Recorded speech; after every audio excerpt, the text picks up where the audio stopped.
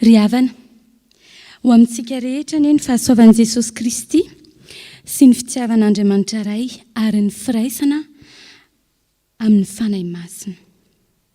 Alahady ny antoko-pihira feno mazava ny io ry havana. Araka izany dia ny mpikambana eo amin'ny antoko-pihira no mitarika ny fitompivavahana manontolo. Etintsika ambavaka manokana ny asa fanompoana tanterahany sampana eto amin'ny fiangonantsika sy any ivelany. Toy izao ry havana ny lohahevitra izay nisafidian'ny sampana mba ankalazana izao isa-taona izao. Aroa ny anjely taminy, aza matahotra fa indro milaza teny soa mahafaly aminareo aho, dia fifaliana lehibe izay ho an'ny olona rehetra. Fa mpamonjy miteraka ho anareo anio ao an-tanànan'i Davida dia Kristy Tompo. Koa ifanatrika amin'ny Tompo ary isika amin'izao anio izao ary araka ankalaza azy amin'ny anaran'ny Ray sy ny Zanaka ary ny fanahy masina. Amen. Isaotra sy hideran'Andriamanitra isika amin'ny Salamo 7:7. Salamo 7:7, Psaume 47. Ary toizantsika amin'ny hira 7:70. Hira 7:70. Salamo 7:7, ny andiny voalohany ka hatramin'ny 9. Amin'ny anaran'i Jesosy Tompo. Mitea fa tanana ary firenena rehetra, miobio an'Andriamanitra, fa Jehova no avy indrindra ka tokony hatahorana. Mpanjaka lehibe ambonin'ny tany rehetra izy, mandresy firenena maro izy ho ambanintsika, ary firenena samihafa ho ambanin'ny tongotsika. Mifidy ny lovantsika ho antsika izy, dia ny voninahitra Jakoba izay tiany. Efa niakatra tamin'ny fiobian'Andriamanitra, Jehova niakatra tamin'ny fitsofana ny anjomara. Mankalaza an'Andriamanitra, eny mankalaza ny mpanjakantsika, eny mankalaza. Fa mpanjaka amin'ny tany rehetra Andriamanitra, mahaiza mankalaza tsara ianareo. Andriamanitra manjaka amin'ny firenena samihafa, Andriamanitra mipetraka eo ambonin'ny seza fiandrianany masina. Ny mpanapaka amin'ny firenena samihafa miangona olon'Andriamanitra Abrahama, fa n'Andriamanitra ny ampingany tany avo indrindra izy. Amen. Ataontsika ny hira 7:70, ataontsika mientanentana tsara.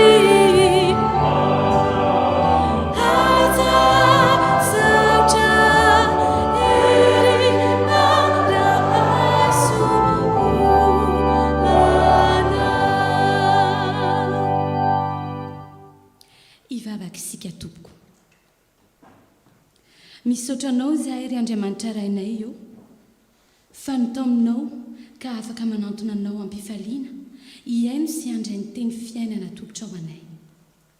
Misaotranao noho ny fisian'ny sampana antoko-pihira feno mazava eto amin'ity fiangonanao ity. Mangataka ny asan'ny fanahinao amin'ny sambatan'olona izahay mandritra izao fotoam-pivavahana izao. Ho tsapanay anie fa te hanao zava-baovao aminay ianao. anio ka azo hery sy tombo finoana ary azoty asa izahay noho ny fanatrehanao.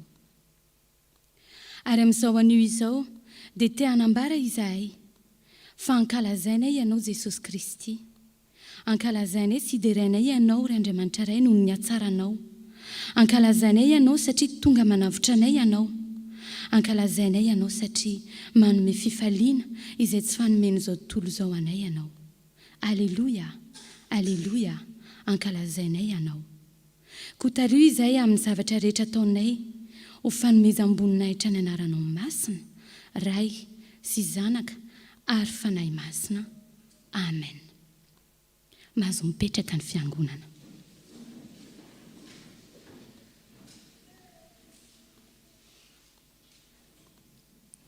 Ry havana, eno hiampanajana ny sitrapon'Andriamanitra tiany ho fiainantsika. Izao no ahafantarantsika fa mahalala an'Andriamanitra isika dia ny fitandremana ny didiny, izay manao hoe fantatro izy nefa tsy mitandrina ny didiny, dia mpandainga ary ny marina tsy ao anatiny. Fa na iza mitandrina ny teniny dia tanteraka ho amin'ny marina tokoa ny fitiavan'Andriamanitra. Izay manao ny sitrapon'Andriamanitra no maharitra mandrakizay. Amen. Noho ny tsy fahatanterantsika manoloana izany sitrapon'Andriamanitra izany, dia andeha hiaika sy hangataka ny famelan-keloka avy amin'ny tompo isika. Ny tompontsika dia mamela heloka sy manaisotra ny fahadisoantsika raha mibebaka marina aminy isika. Koa ataontsika hiram-bavaka ny hira voatondro fa 7:7 ry zaza mpihodina mba miverena.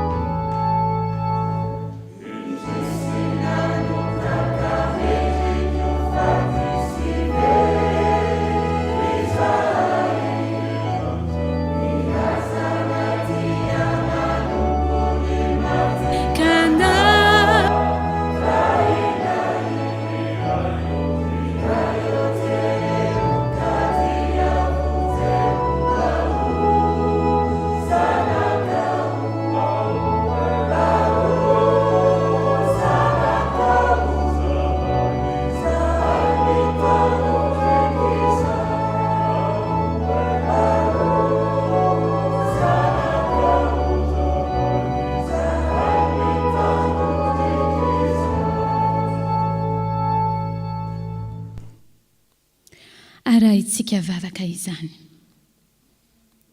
Ry Andriamanitra be famindrapo, mitambesatra ato aminay loatra ny vesatry ny fahotanay. Alavitra anay tokoa ianao ry Tompo, ary tsapanay fa tsy ilay lalana nisoritanao anay no diavinay any ka menatra izahay na dia ny hiatrika ny tavanao aza. Fanofonay koa Jesosy o tsaronay, na tsy mendrika aza Tompo, no vanginao e. Eny, zaranay Jesosy o, na fantatra tokoa, fa tsy tonga ianao Jesosy hiantso ny marina, fa ny mpanota izay vonin-kibebaka. Dia sa izahay miantso anao Jesosy, mba hitoeranao ny fonay hatramin'izao. indro izay manantona anao indray, velarinay eto anatrehanao ny fahotana ary fonanay aminao avokoa izany. Ary fenohy ny herin'ny fanahy masinao izahay raha sitrakao. Ampatsahivo aminay ilay fitiavana voalohany na hatonga anay anaraka anao Jesosy, mba hahafahanay mitoetra manana finoana tsara orina, mba tsy hanotako aminao intsony.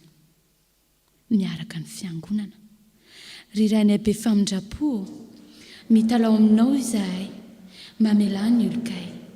Diovy izay ho afa-pahotana, sasao izay mba ho afa-keloka, ary avozy ny fanahy mba ho feloka ny mpanao. Ny fitiavan'i Jesosy Kristy mpamonjy anay no angatahanay aminao. Amen.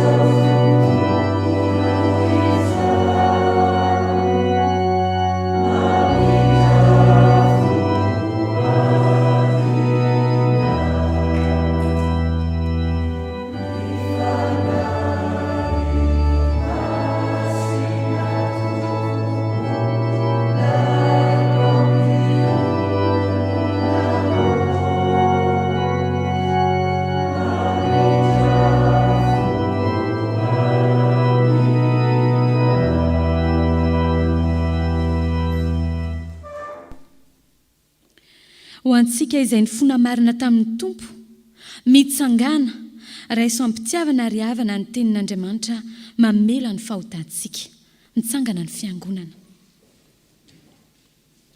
Hoy ny Tompo, satria nino anatra ianao ka nanetry tena teo anatrehako, izao efa niaino. Aza matahotra ianao, fa efa nanavotra anao aho, efa niantso ny anaranao aho, ay ianao. Izao dia izao no mamono ny fahadisoanao, ary tsy ho tsarovako ny fahotanao. Voavela ny elokareo noho ny anarany masina, midy raha ny Tompo. Amen. Ho vitesika ny hira fa 8:30 ho setriny izany. Amen.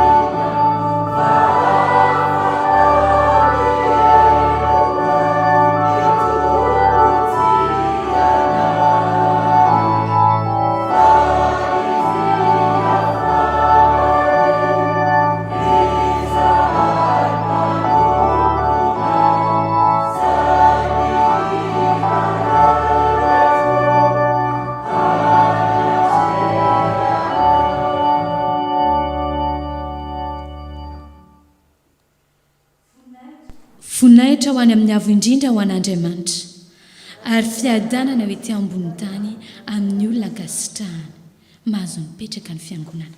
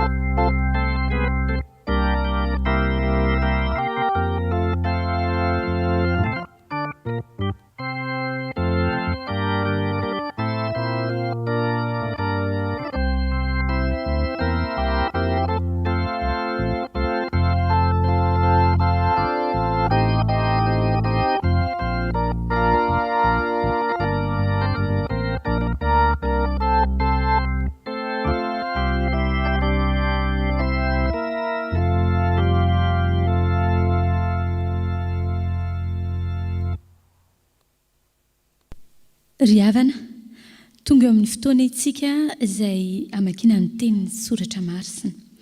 Koa amin'ny alohan'ny amakiana ny soratra masina dia ataontsika ny rehefa voatondro dia mangataka ireo mpandray anjara mba handroso ety.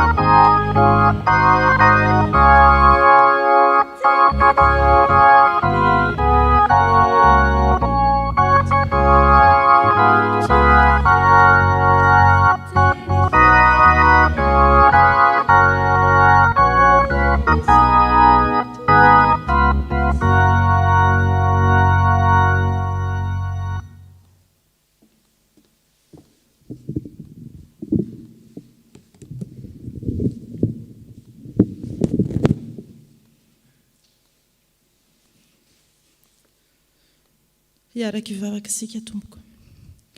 Ry Jehovah tomponay ô, mbola miteranao izahay, mbola misaotra anao satria mbola afaka iaino ny teninao. Mangataka ny fanahinao masina izahay tompo, mba hirotsaka aty anatinay tsirairay avy, mba hanokatra ny fo amam-panahinay handray ny teninao. Tsy ho mpiaino-panadino izahay tompo, fa ho mpiaino-pakatoa. Ary mangataka aminao tokoa izahay mba tsy hiverina aminao ny teninao raha tsy efa nahatanteraka izay nandrahanao azy. Mangataka anao ihany koa izahay mba hanendry ny vavan'ireo izay hitondra ny teninao, mba ny feonao irery ihany no hoeninay ary hampangina izay feno rehetra tsy avy aminao. Dia amin'ny anaranao mahery Jesosy no angatahanay izany vavaka izany. Amen. Hiaraka maki ny teny soratra masina tsika tompoko. Izany dia hitantsika ao amin'ny Isaia toko fahasivy. Isaia toko fahasivy, andininy voalohany ka hatramin'ny fahaenina. Isaia toko fahasivy, andininy voalohany ka hatramin'ny fahaenina. Rehefa hitantsika izany dia rahantsika mamaky amin'ny anaran'i Jesosy. Ny amin'ny anjiran'i Jehovah ny tanany, ampijaly ny olona noho ny ratsy nataony. Ny olona izay mandeha amin'ny maizina dia mahita mazava lehibe, izay mitoetra amin'ny tany aloko ny fahafatesana no impisahany mazava. Amaroinao ity fireneny ity ary ampitomboinao ny hafaliany. Mifaly eo anatrehanao izy tahaka ny hafaliana amin'ny fahararano ary tahaka ny fifalian'ny olona raha mizara babo. Fa ny bao fitondranentany sy ny tsorakazo ny kapohan'ny lamosina izay tsorakazo ny mpampiasa azy dia tapahinao tahaka ny tamin'ny andro namelezana ny Midiana. Fa ny kiraron'izay mitrevatreva fandeha eo amin'ny fiorakorahan'ny ady sy ny fitafiana miosondra dia samodorona, eny okitay atohaka amin'ny afo izany. Fa zaza no teraka ho antsika, zazalahy no omena antsika, ary ny fanapahana dia eo antsorony, ary ny anarany atao hoe Mahagaga, Mpanolotsaina, Andriamanitra mahery, Rainy mandrakizay, Andrian'ny fiadanana. Ny andro son'ny fanapahana sy ny fiadanana dia tsanapataperana eo amin'ny seza fiandrianan'i Davida sy ny fanjakany, mba ampiorenana sy ampitoerana azy amin'ny rariny sy ny hitsiny hatramin'izao ka ho mandrakizay ny fahasaro-piaron'i Jehovah tompony maro ho antanteraka izany. Amen.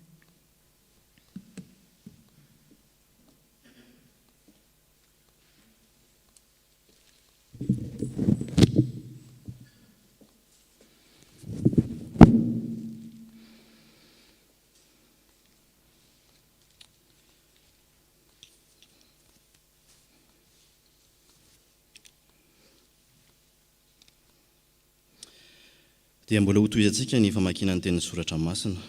Izany dia hitantsika eo amin'ny Jakoba, toko voalohany, ka ho raisina amin'ny andininy 2 ka hatramin'ny 4, dia ho toizana amin'ny andininy 4 ka hatramin'ny 7, ary ho faharanana amin'ny andininy 120 sy 220. Jakoba, toko voalohany, andininy 2 ka hatramin'ny 4, toizana amin'ny andininy 40 ka hatramin'ny 7, ary ho faharanana amin'ny andininy 120 sy 20. Rehefa hita izany dia iarahantsika mamaky amin'ny anaran'i Jesosy. Ry rahalahyko, ataovy fifaliana raha iaran'ny fankapanahy samihafa ianareo, satria fantatrareo fa fizahan-toetra ny finoanareo dia mahatonga faharetana. Ary aoka ny faharetana hisy asan-tanteraka, mba ho tanteraka sy tonga ohatra ianareo, ka tsy hisy tsy ampy na inona na inona. Toizantsika amin'ny andininy 40. Aza mety hofitahany ianareo sy ry rahalahy sy rahalahy malalako. Ny fanomezan-tsoa rehetra sy ny fanomezana tanteraka rehetra dia avy amin'ny ambony ka midina avy amin'ny ray ny fanazavana, izay tsy misy fiovaovana na aloka avy amin'ny fiodinana.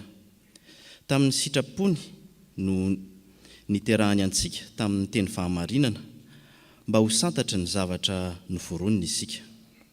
Ny andininy 120, koa ary io ny fahalotoana sy ny lolopo rehetra, ary ekeo amin'ny fahalemem-panahy ny teny nambolena izay mahavonjy ny fanahinareo. Fa aoka ho mpankatony teny ianareo, fa aza piainy fotsiny ihany ka mamitaka ny teninareo. Amen.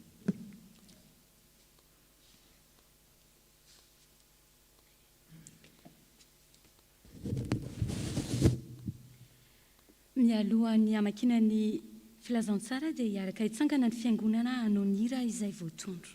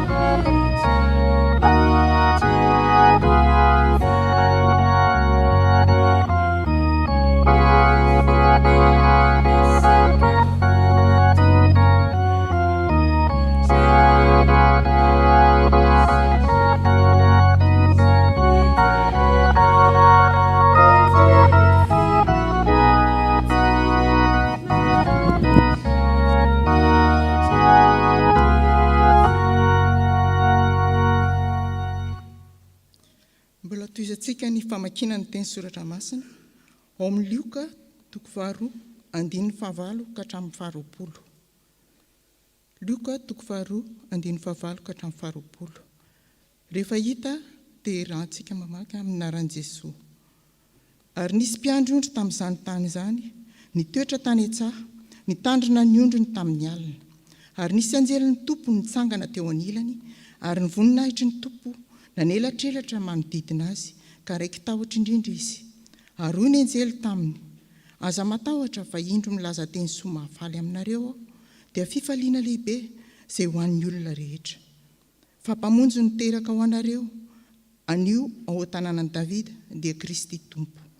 Ary izao no famantarana ho anareo, ianareo ahita zazakely voadidina lambanjaza sady mandry eo am-pinanam-bilona. Ary nisy anjely marobe avy any an-danitra niseho tampoka miaraka tamin'ilay anjely teo ka nideran'Andriamanitra nanao hoe, voninahitra any amin'ny avo indrindra ho an'Andriamanitra, ary fiadanana ho ety ambonin'ny tany amin'ny olona kasitrahany. Ary tamin'izany rehefa niala teo amin'ireo anjely ireo ka nakany an-danitra, dia niresaka ireo lehilahy mpiandry ondry ka nanao hoe, andeha isika ka ny Betlehema ka izaza ny zavatra voatonga izany izay nampahafantariny ny tompo antsika. Dia nandeha faingana izy ka nahitany Maria sy Josefa ary ny zazakely nandry teo am-pinanam-bilona. Ary noho nefa nahita izy dia nampiely izay teny nolazaina taminy ny amin'izany zaza izany. Ary izay rehetra nandre dia gaga tamin'izay zavatra nolazain'ny mpiandry-ondry taminy. Fa Maria kosa ny tadidy izay teny rehetra izany ka nieritreritra azy tao am-pony. Ary ny mpiandry-ondry niverina nankalaza sy nideran'Andriamanitra noho ny zavatra rehetra izay reny sy hitany arak'izay nolazaina taminy. Amen.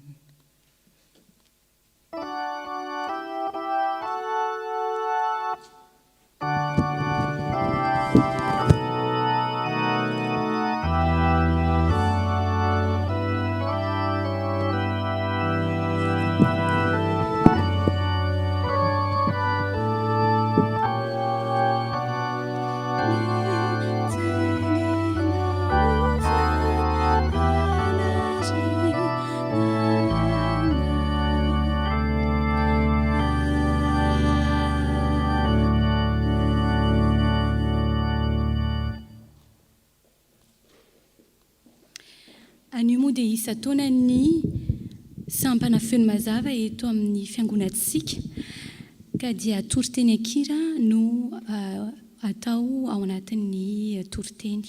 Alohan'izany toriteny akira izany dia hovetesintsika ny hira fahatelo amby roapolo amby valonjato 823, cantique 823 alohan'ny tomboana izany.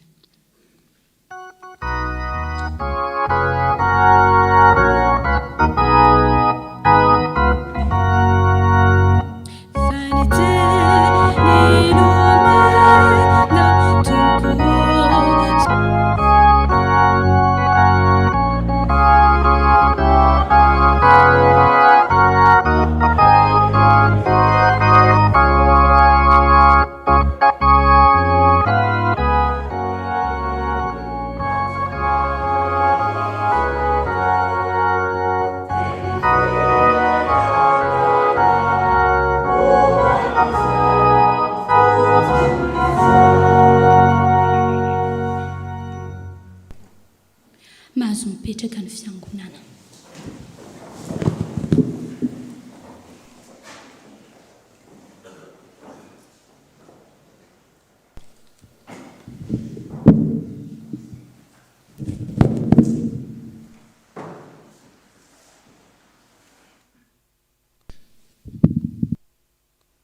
« 2020.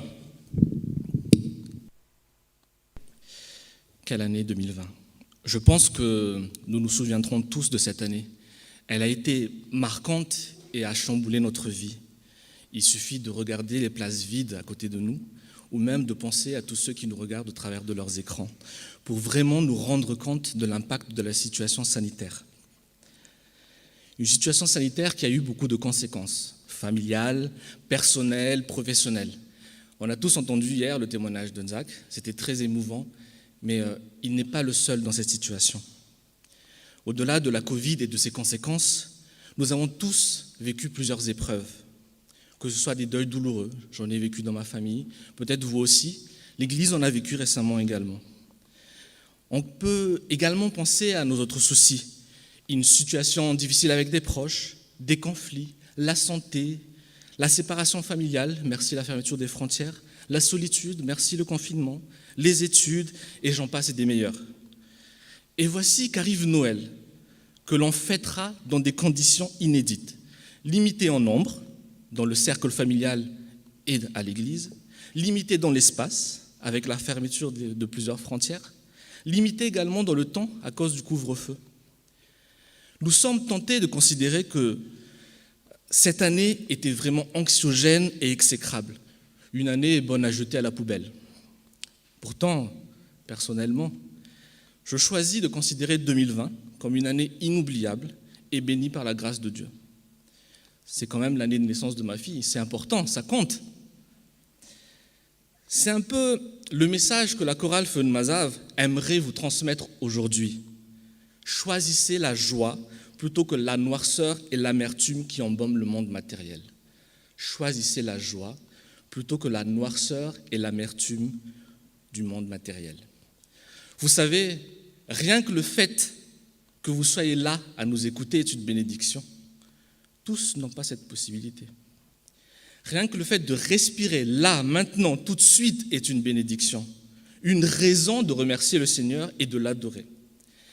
Alors, choisissons ensemble de le remercier et de l'adorer au travers des chants intitulés Misoranteov et Mideranteov.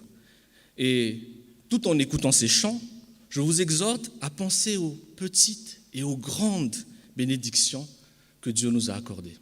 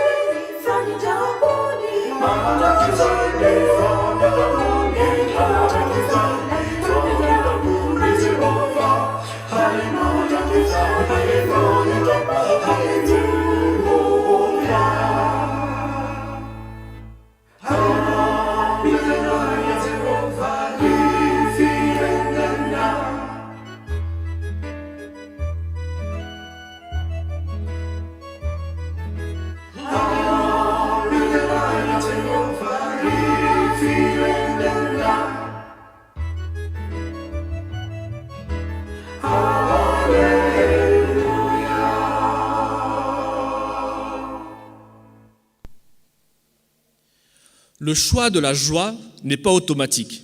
Le choix de la joie n'est pas systématique. Il y a 2 millénaires, l'annonce de la venue du Christ a été prophétisée, annoncée, exprimée. Tous n'ont pas choisi d'y croire. Tous n'ont pas choisi de répondre à cet appel. Tous n'ont pas choisi de l'accepter. Hérode savait, mais il a choisi de ne pas accepter la naissance du roi des rois. Beaucoup savaient, mais n'acceptent pas la naissance du Messie. Les bergers et les rois mages ont été appelés, chacun à leur manière, et ont choisi de répondre et d'assister à la naissance du Christ. Ils ont choisi de partager ce moment. Ils ont choisi de vivre cette joie incommensurable. Parmi les 1001 manières de fêter Noël, que choisissez-vous? Allez-vous répondre à l'appel de la naissance du Christ, de vivre la joie christique, ou allez-vous vous satisfaire d'entendre l'appel et de vivre un Noël du monde? Je vous laisse y réfléchir le temps de quel est cet auteur agréable.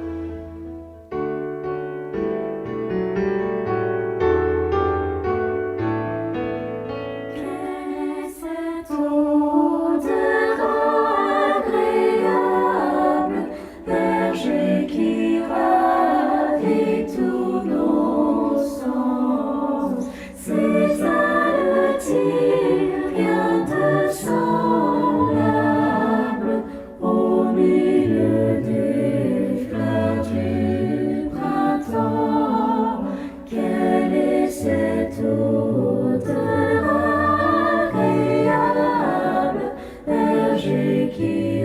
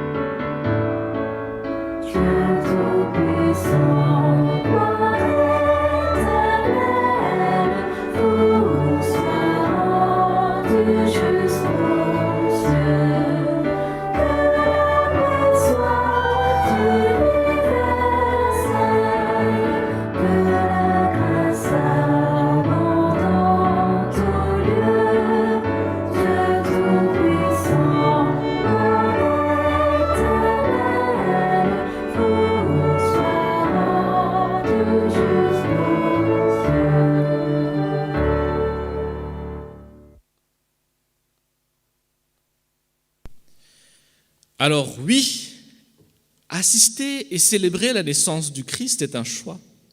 Suivre Jésus est un choix. Jésus nous a invités. Que faisons-nous de cet appel ? Allons-nous continuer à ruminer notre frustration pour ne pas avoir eu le truc ou le machin que l'on voulait si ardemment ? Allons-nous continuer à alimenter la colère et la rancœur qui animent nos pensées vis-à-vis de Rakout et Rabé ? Désolé pour les Rakout et Rabé. Allons-nous continuer à subir le monde et nous complaire dans nos plaintes ? Ou choisissons-nous de suivre Jésus ? Choisissons-nous d'être certains que Dieu a un plan pour nous ? Choisissons-nous de pardonner sans condition et d'aimer autrui sans limitation ? Choisissons-nous de donner corps et âme à Jésus ? Faisons notre choix, le temps d'écouter Fanegeten et Delight.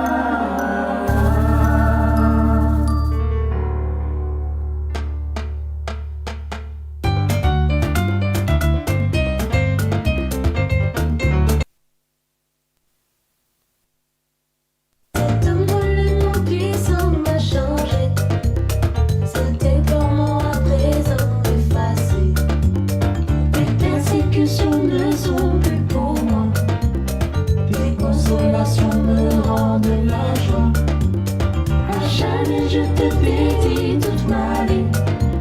Jésus, ma joie, c'est toi que je choisis. Ce que le monde me donne est sans valeur. Seigneur, tu es ma vraie source de bonheur.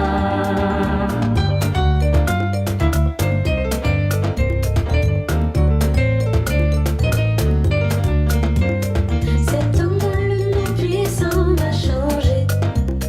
C'était purement à présent effacé. Les persécutions ne sont plus pour moi. Les consolations me rendent la joie. À jamais je te dédie toute ma vie. Jésus, ma joie, c'est toi que je choisis.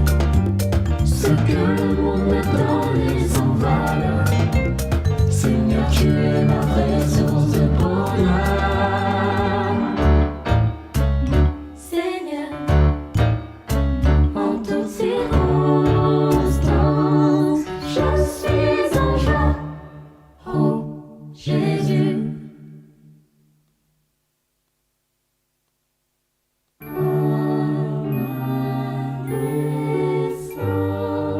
Tu étais déjà bien présent.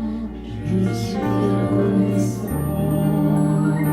Tu me loues, couvert de ton amour. Dans mes peurs, tu travaillais ta joie en moi.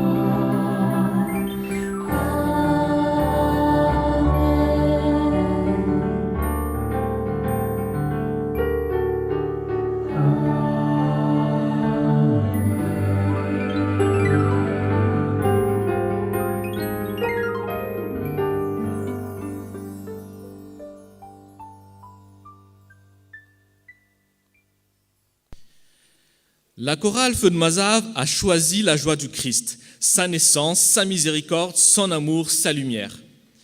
Vous aussi, vous avez fait votre choix, non?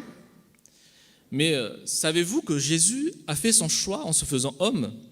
Il est venu ici-bas, a choisi d'être fait chair, mortel et faible, pour nous accorder la joie céleste. Il a choisi de naître pour nous apporter la joie. Il a choisi de donner sa vie, de dénaître, pour nous apporter la vie éternelle. Car au final, de quelle joie parle-t-on depuis le début? Ne parle-t-on pas de la joie céleste? La joie qui nous a rachetés, la joie de la résurrection, la joie de Pâques. Nous ne sommes pas rachetés sans le sang versé. Pas de résurrection sans la mort sur la croix. Pas de mort sans la vie et pas de vie sans la naissance. Et la joie de la naissance, c'est Noël. Voilà toute la puissance du Noël chrétien. Alors, en ces temps difficiles, choisissons de revenir à l'essentiel de Noël, choisissons la joie éternelle. Joyeux Noël à tous, que Dieu vous bénisse. À Dieu seul la gloire.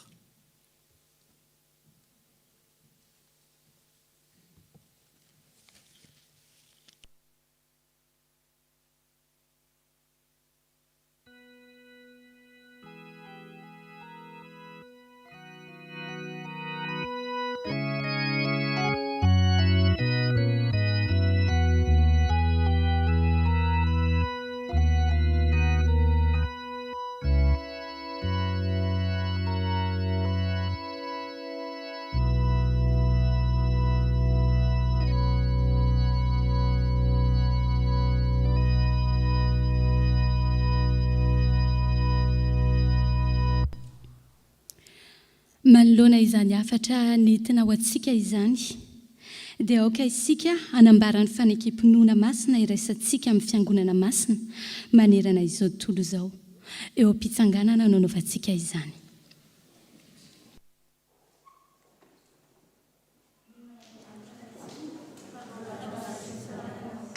Ary mino an Jesosy Kristy zanan'ilay tokana tompontsika izay nitorotoroana tamin'ny fanahy masina nateraka Maria Virziny nijary raha nanapaka Ponto-Pilato nombona tamin'ny hazo fijaliana matika nalevina nidina tany amin'ny fiainatsita nitsangana tamin'ny maty tamin'ny andro fahatelo niakatra ho any an-danitra nipetraka ankavanan'Andriamanitra Kristy avy any ny aviany tsara nyvelona sy ny maty mimifana masina ny fiangonany masina manerana izao tontolo izao fiangonany olona masina ny famelan-keloka fitsanganany tena maty ary ny fiainana mandrakizay amen mahazo mipetraka ny fiangonana.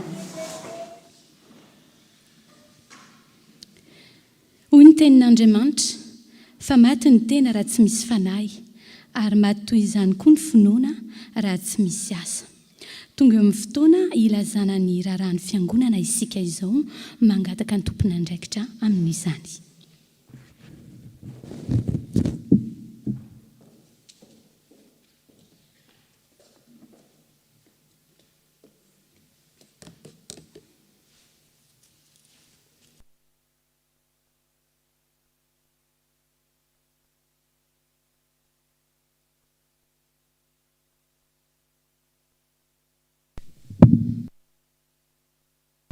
Ny mpitandrina sy ny komity ny FPM Toulouse dia mbola faly miarabantsika riavana amin'ny anaran'i Jesosy Kristy lohan'ny fiangonana sy tompon'ny asa.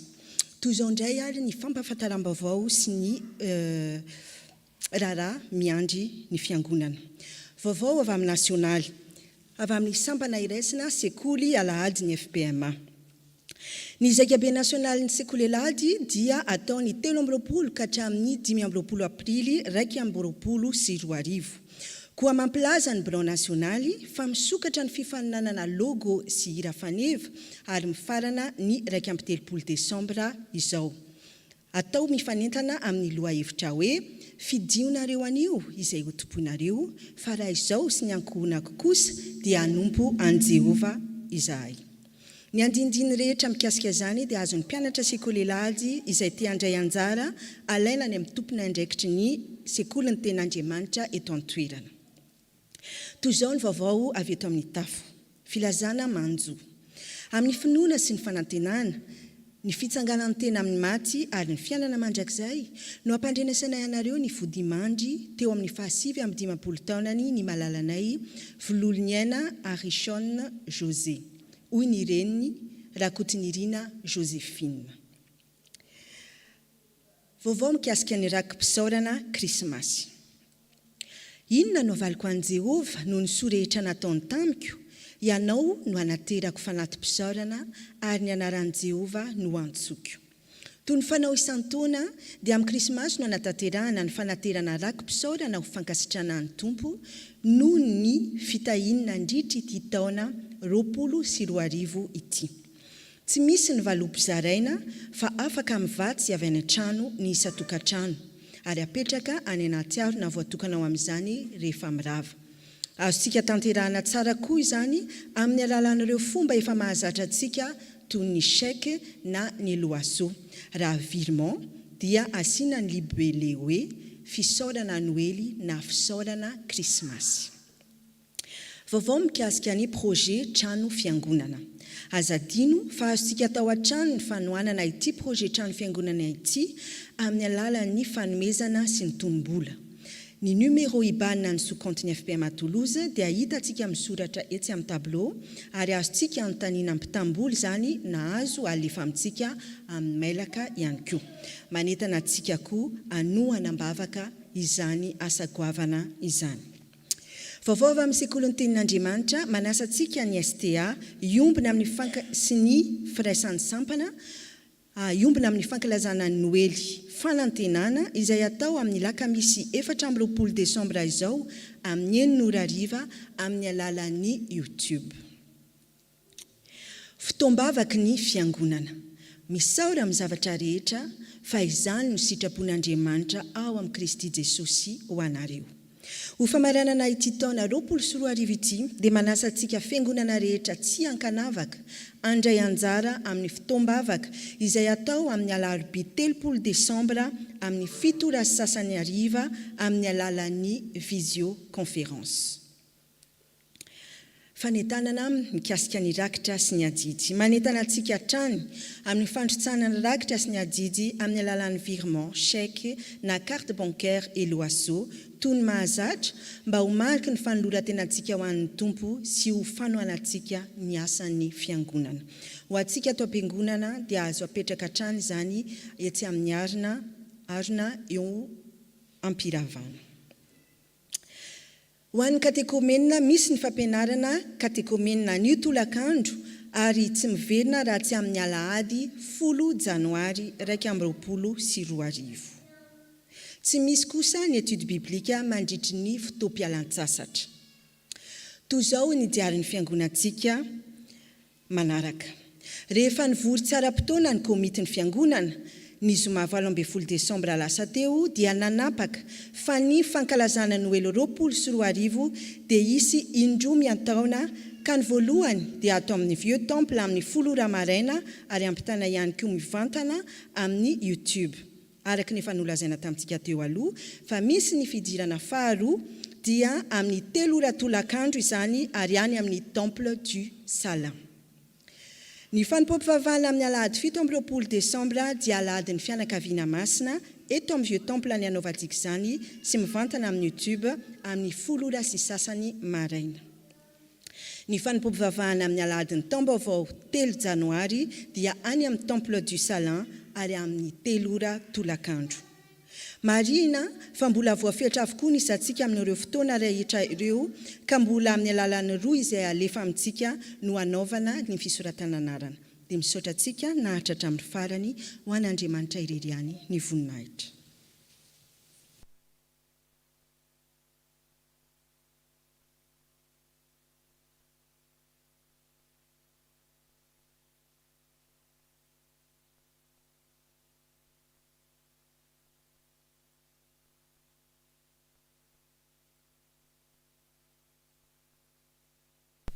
Manatitra ny fiarabanantsika rehetra amin'ny anaran'ny Tompo.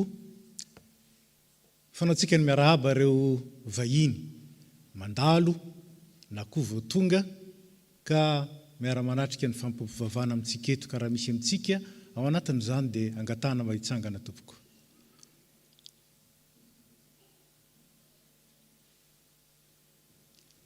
Dia faly zay mandray anareo ary miarahaba anareo tonga soa eto amin'ny tanànan'ny Toulouse ary tonga soa eto amin'ny FPMA Toulouse.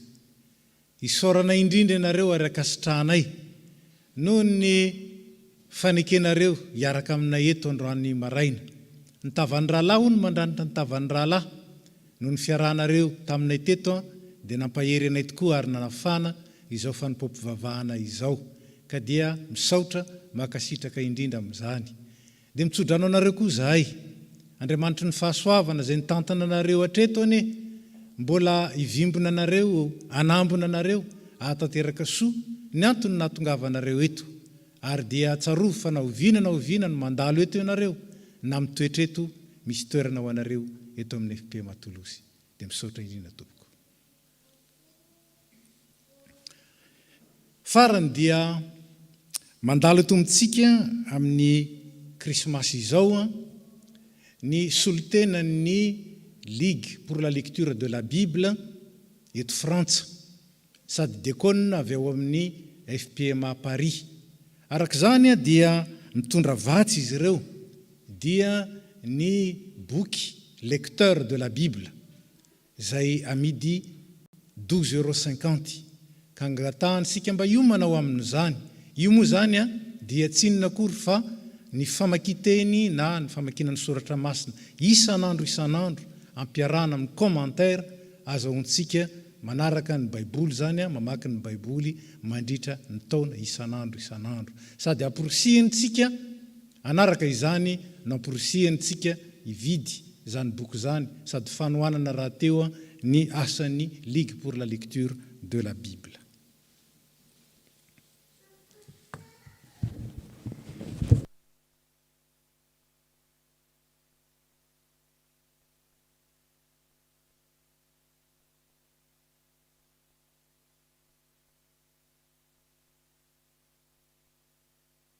Tonga amin'ny fotoana manokana ho an'ny isa-taonan'ny feno mazava itsika izao koa dia mangataka ny filohan'ny sampana, ny filohan'ny fiangonana ary ny mpitandrina androso ety.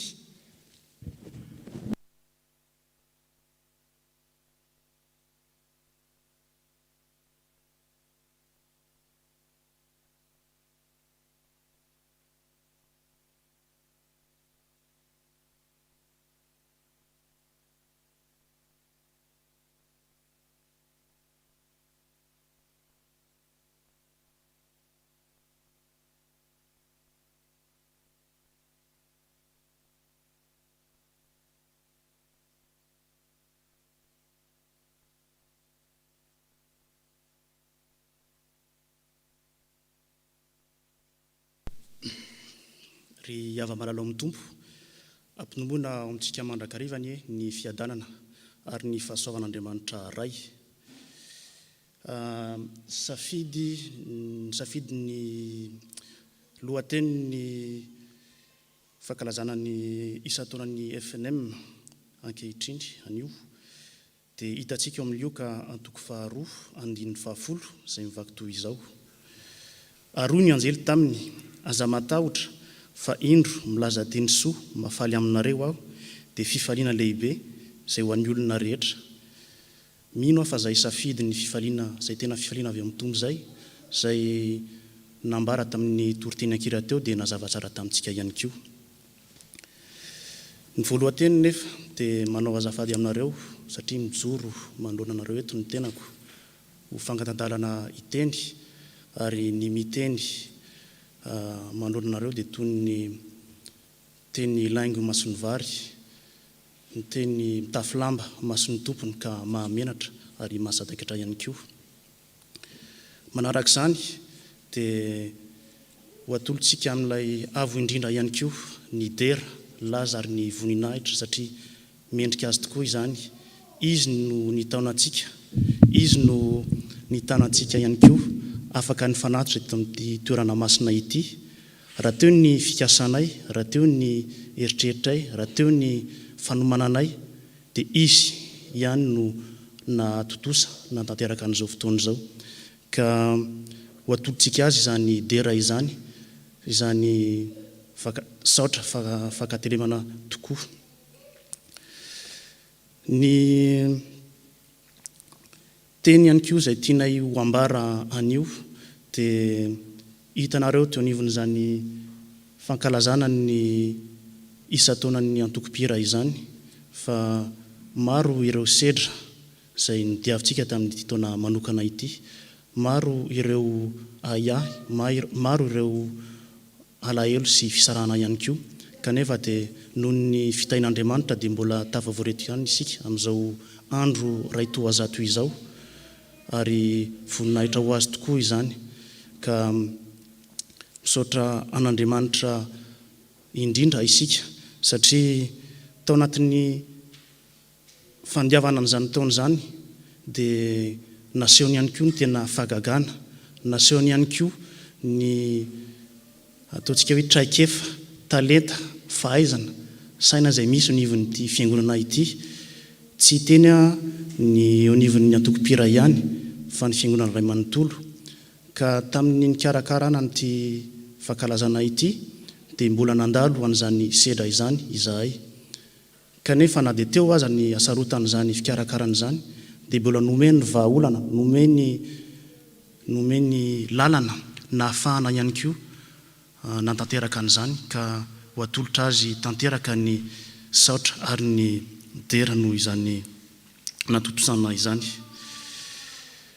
Manaraka izany dia manolotra ihany koa ny fisaorana ho an'ny mpitandrina ray aman-dreny izay tsy nisalasala, izay nanohitra ihany koa ny fampianarana ho anay antoko-pira, ny fitondranam-bavaka ihany koa izany asa fitandremana izany. Fantatsika fa mpiara-miasa akaiky amin'ny asa fitandremana ny antoko-pira isaky ny alahady izay manohana ny lohahevitra hotoriana. Fantatsika ihany koa fa voatery ataontsika hoe ny sadapta ihany ny antoko-pira amin'izay lafin'izay noho ny zava-misy. Ka mino aho fa totosa ihany ny afatra ary niezaka nanao izay nataony ny antoko-pira teo nivon'izay fanoanana ny loha hevitra nytoriana zay. Ka dia misaotra anao indrindra zahay paster noho ny fanoananao hatrany ihany koa ny asanay ny tsy nisalasalanao ihany koa ny nanome fiofanana ho anay mba ahafahanay mitombo hatrany eo nivon'izany tena fitiavan'i Jesosy Kristy zany.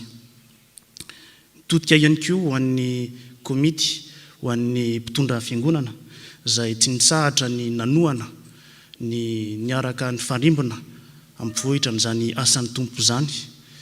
Maro ireo asa izay niarahana tamin'ity taona ity ary mino zahay fa mbola manitsabe mbola ho avy ihany koa. Farany ary tsy kely ihany koa dia totosa antsakany tsy andavana tokoa izany fankalazana ny isan-taona izany nanomboka omaly teo nivon'ny rindran-kira izay narahantsika tamin'ny fahitalavitra. Ary teo ny ataontsika hoe ny mpikambana teo nivon'ny antoko-pira singanina manokana amin'izany ny tompon'andraikitra izay nikarakara, ny tompon'andraikitry ny vomiera ara-panahy serasera, vomiera fanentanana zafady ary ny vomiera hery sy mozika, ny sampana zava-maneno, sampana rahavavy endrim-peo izay niaraka nanoana sy nankalaza an'izany isan-taona zany ihany koa, ny mpampianatra hira izay tsy nikely ihany koa nananatra anay ary niezaka ny namoaka an'izao rindran-kira izao. Tsy mora ozy aho satria samy nipoka tany an-tranony daholo izahay nananateraka an'izany ary efa taty amin'ny faraparana taty mbo afaka niaona teto amin'ity tempolo masina ity ary hatramin'ny omaly dia no mbola teo ny fahasarotanan'izany fikarakaran'izany kanefa dia totosa soamantsara izany risaorana manokana ny tompo. Mihindrana ihany koa ny teny izay ataontsika hoe tsy ny teny fa ny fijoroana vavolombelona izay nasehon'ny zoky ray aman-dreny tsika tompoko lahy Germain Andriambololona dia eo nivon'ity sampana tena velona ity tokoa no tena iainana, no tena azahoana n'izany fiainana fanetreteny zany, ny fanampiana, ny fitombona ara-panahy, ny fandraisana mandray ny rahalahy sy ny anabavy, ny fifampitondrana-bavaka ihany koa ary ao ihany koa no ahafahantsika mampivelatra ny traikefantsika amin'ny alalan'ny teknika zany, amin'ny alalan'ny asa fanompony zany, amin'ny alalan'ny fandrindrana zany ary tsapa tokoa fa maro ny fahagagana izay niseho tamin'izany fikarakarana izany tsy napoizina kanefa dia zao ny vokany. Mino aho fa raha toa ka tsapanay zany eo nivon'ny mpitarika dia mino koa zay fa na ambabon'ny fonareo ihany koa ny zavatra kely izay vitanay ka dia misaotra indrindra ihany koa tompoko.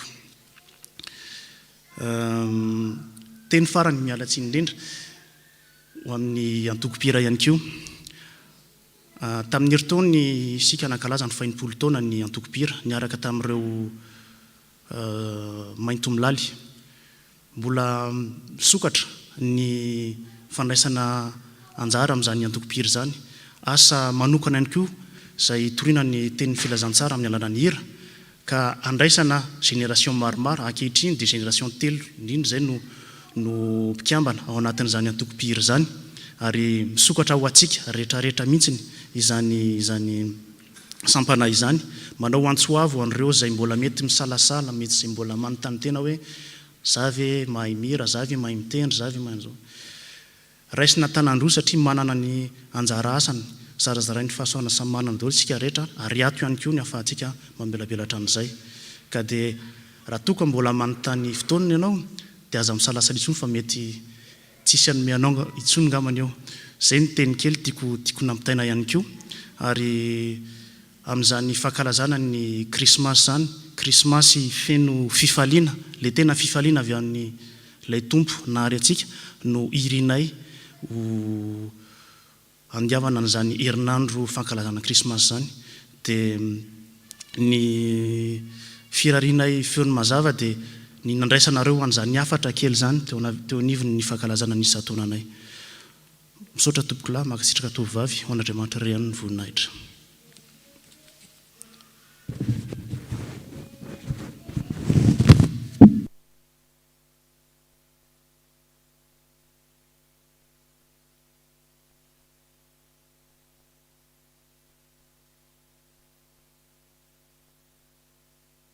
Dia mbola faly miaraba antsika rehetra ry havana amin'aran'ny tompo. Mafonja dia mafonja ny voalazan'ny filohan'ny antokopira teo ka tsy anao teny betsaka intsony fa ny anjarako dia misolo tena ny fiangonana miaraba anareo sampana antokopira mahatratra izao isan-taona natokana ho anareo izao. Ianareo ny sampana farany eto amin'ny fiangonana izay mankalaza ny isan-taona tamin'ity taona 2020 ity. Ary mbola hafa kely koa no nanaovantsika izany noho ny zava-misy. Ka ny teny voalohany dia misaotra an'Andriamanitra fa mbola mijoro koa ny sampana antokopira na dia anatin'ny fotoan-tsarotra azy. Ary mampahery anareo mpikambana rehetra na ianareo izay tonga eto na ireo izay any an-tokantrano na ireo izay efa nandalo tao amin'ny antokopira ela be. Ary ianareo izay sanatrian'izany mety nijanona kely no ny antony manokana, mahereza sy matanja aza matahotra na manahy azy fa Jehovah Andriamanitra ao no miara-mandeha aminao, tsy andao anao izy na afoy anao. Ho tanteraka aminareo ane izy ateny izany ka dia mbola mirary ny soa rehetra ho an'ny sampana antokopira ny fiangonana amin'ny taona ho avy izay ho diavintsika raha sitrapon'Andriamanitra. Ary mbola hitoy hatrany ane ny fitorinan'ny filazantsara amin'ny alalan'ny hira mahafinaritra ataontsika sy ataonareo. Ho azy irery ny voninahitra. Amen.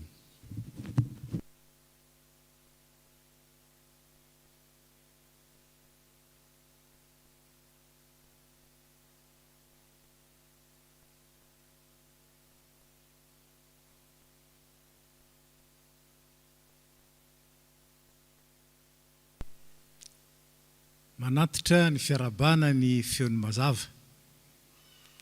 Matratra izao isan-taona izao, nareo moa dia manana tombony manokana satria ny akatoky ny krismasy na ny fanomanana ny krismasy no tena anjaranareo miaraka amin'ny sekolin'ny tenin'Andriamanitra ny 420 ny volana Desambra. Fatatsika fa manana ny toerany manokana ny antokopira satria isy ny zava-maneno ihany no sampana izay mandray anjara amin'ny fanompoam-pivavahana isan'alahady. Tsy manao akory izany hoe ambany noho ny hafa fa toerana manokana araka ny fandaminan'Andriamanitra raha teo izany dia isaorantsika fa indrindra ny antokopira no mpitarika ny fiangonana sy misolo tena ny fiangonana eo amin'ny fiombonana amin'ny atao hoe hiran'ny mino na ny hiran'ny masina. Ny hiran'ny lanitra haitsika tsara fa izany no azo zay aseho amin'ny ataontsika fomba ety an-tany araka ny fahaizana sy ny fanomezam-pahasoavana omen'Andriamanitra. Zany no anjaranareo antokopira. Sarobidy zany. Manana izay mampiavaka azy zany.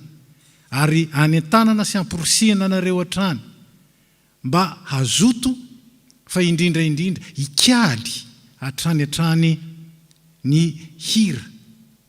hira masina nataoko azy voatokana zany na fiderana na hiram-bavaka na hira fanentanana na koa hira fitalahoana izay isolonareo tenanay tsy dia mahay mihira loatra, isolonareo tena ny fiangonana manontolo amin'ny fanandratana ny voninahitr'Andriamanitra sy ny amin'ny azaonareo mampanakoako ny tenin'Andriamanitra sy ny afatry ny tompo koa amin'ny vahoakany. Ka dia mampahery anareo amin'izany izahay ary araraotiny izao isan-taona izao azahoana mamerina indray izany afatra izany. Farany ny anjarako moa raha ny tena marina dia nivavaka ho anareo. Ka na ny tokantrano any nareo satria tsy eto daholo na ianareo manatrika eto dia mangataka anareo mba hitsangana hitondram-bavaka anareo ny fiangonana. Hivavaka isika. tompo misaotra anao zahay ilay Andriamanitra mahagaga satria mahay manao zava mahagaga. Misaotra anao zahay ilay Andriamanitra ny filaminana ka mahay mampirindra tsara ny fiainany fiangonana ao amin'ny fiezahany hanakatra ny fiainan-danitra ka hanome voninahitra anao eo amin'ny fiainany, hanome voninahitra anao amin'ny alalan'ny feony ka dia ny antoko-pihira no misolotena ny olo-masina rehetra amin'izany. Mideranao makalaza anao makasitraka anao zahay ny amin'ny itsanganan'ny sampana antoko-pihira eto amin'ny fiangonana izay mitondra ny anarana feony mazava ankehitriny. Aoka ny fahazavanao tokoa no hitarika an'izy ireo ahatonga azy ho tena mpitondra ny feonao tompo ka mahatoky amin'izany. Ho mpitondra ny feon'ny vahoakanao ka dia ho henonao amin'ny fankasitrahana amin'izany. Ka dia amasino ny asa fanompony, amasino ny tsirairay avy ao anatiny, amasino ny mpitarika mba hitondra araka ny sitraponao, ary amasino ny fiangonana izay nametrahanao azy mba hitombo noho ny asa izay tanterahany amin'ny alalan'ny hira. Dia mangataka aminao zay tsy voatononay amin'izany vavaka izany, fantatrao fa tokony ho an'ny fiangonana, indrindra ho an'ny feon'ny mazava, dia angatanay amin'ny anaratsoan'i Jesosy zany, ary dia rainay ankalazainay asandratray ny voninahitra ao. Ray zanaka fanay masina, le miasa ao anatinay amin'ny arin'ny fahasoavany. Amen. Mazo mipetraka nareo. Ary satria tapaka ilay hira anankiray teo izay mitondra ny lohateny hoe fanetretena, nefa misy hafatra ao anatin'izany, nangataka ny antoko-pihira mba averina alefa zany melona anozy antsika ny fotoana.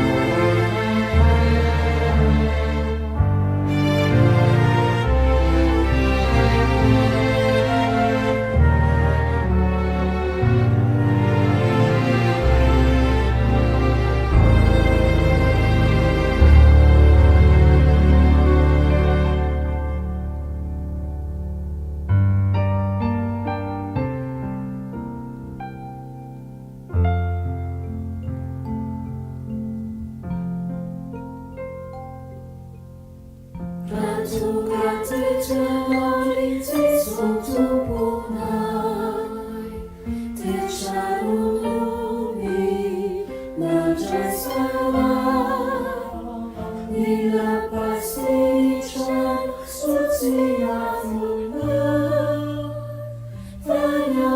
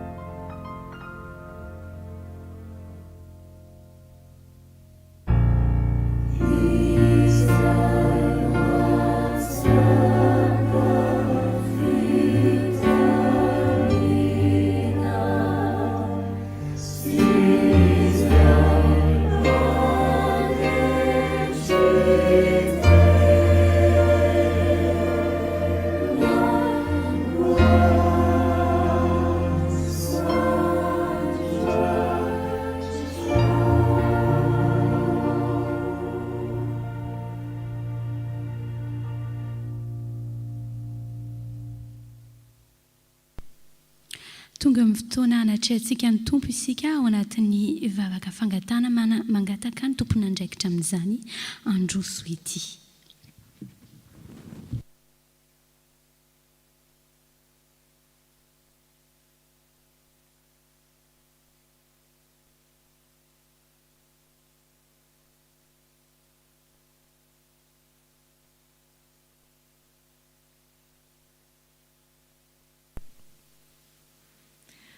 Iaraka hivavaka isika tompoko. Jesosy malalo misaotra anao izahay noho ny amin'ny fotoana androany izay nataonao tanteraka teto amin'ny tranonao masina sy tany amin'ny tokantranonay tsirairay avy. Misaotra anao izahay ny amin'ny teny mamy izay nomenao anay. Misaotra anao izahay ny amin'ny safidy izay nomenao anay androany. Ary ampanetretena tanteraka Jesosy no anoloranay tena fa hisafidy ny fifaliana avy aminao izahay. Tompo, raiso ny fanoloran-tenanay ary mamelanay raha mbola misy tsy fahamendrena izany Jesosy, fa matoky anao izahay fa mamindra fo sy miantra isan'andro ianao. Ankehitriny Jesosy dia te hitondra eo anatrehanao izahay, hitondra eo ampototry ny seza fiandrananao ireo zava-manahirana anay. Tiana petraka eo aminao Jesosy ireo marary, ireo sahirana, ireo malahelo, ireo nidona-pahoriana, ireo tsy anasa, ireo tsy manana taratasy, ireo izay kivy sy malahelo Jesosy. Tiana entiny eo anatrehanao ary mangataka ny famindraponao izay Jesosy ho an'izy ireo tsirairay avy, mba tsy hojerenao amin'ny fahotany na amin'ny tsy fahamendrehana izy ireo, fa hojerenao amin'ny famindraponao tanteraka. Dia mitondram-bavaka koa izay Jesosy ho an'ny firenenay, ho an'ny Madagasikara, ho an'ity firenena izay mandray anay ity. Ianao koa Jesosy nametrahanay izany firenena izany, apetraka aminao ny mpitondra rehetra mba hanana ny fahendrena sy ny fahalalana avy aminao. Dia mitondram-bavaka izay Jesosy ny fiangonanao, ny fiangonana FPMA Toulouse, ny asa fitoriana filazantsara rehetra apetraka eo ambany fitantananao Jesosy mba tena omby ary ho maro ireo anatona anao, ino anao sy an'olo tena ho anao. Dia izay rehetra tsy voatony ny vavanay Jesosy eo, izay rehetra tsy takatry ny sainay noho ny fahafoezan'ny sainanay, dia apetrakay feno eo am-pelantananao ary angatahanay mba ho tanterahinao aminay araka ny sitraponao. Dia misaotra anao Jesosy fa Andriamanitra sady mpihaino vavaka ianao, Andriamanitra mpamaly vavaka ihany koa. Dia akambanay Tompo ny vavakay amin'ilay vavaka tsara indrindra nampianarinao anay manao hoe: Ranay ao izany an-danitra, ho amasinana eny anaranao, ho tonga anie ny fanjakanao, atao anie ny sitraponao, ety an-tany tahaka ny an-danitra. Meo anay an'io ny anasazy ao anay, mamela ny elokay tahaka ny amelanay izay meloka taminay. Aza mitondra anay amin'ny fankapanahy, manafanay amin'ny ratsy, anao ny fanjakana sy ny hery, anao ny voninahitra mandrakizay. Amen.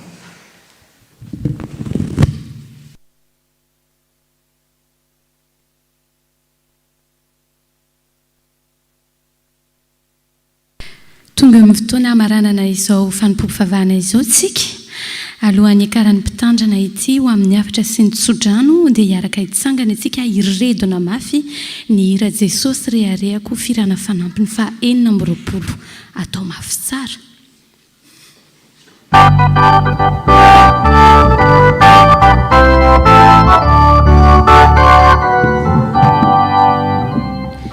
Tsy misy rehako afa tsy anao Jesosy io, anao ny hery, anao ny hatsa sy vonina hitra, ny sasana sy ny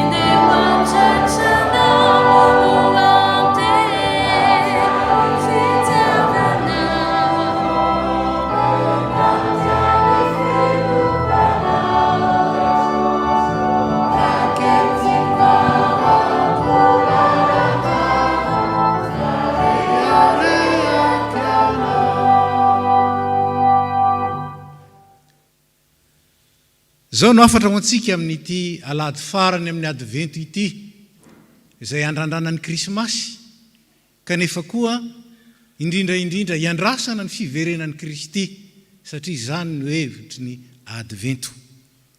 Mitandrema, miambena ka mivavaha fa tsy fantatrareo zay avian'ny Tompo. Ary zay lazaiko aminareo dia lazaiko io amin'ny olona rehetra koa miambena. Dia raisy nitsodrano tononona amin'ny anaran'ny Tompontsika. Ary ny fiadanan'Andriamanitra zay mihoatra noho ny fahalalana rehetra, hiaro ny fonareo sy ny hevitrareo amin'ny fahalalana sy ny fitiavana an'Andriamanitra sy Jesosy Kristy zanany Tompontsika. Amen.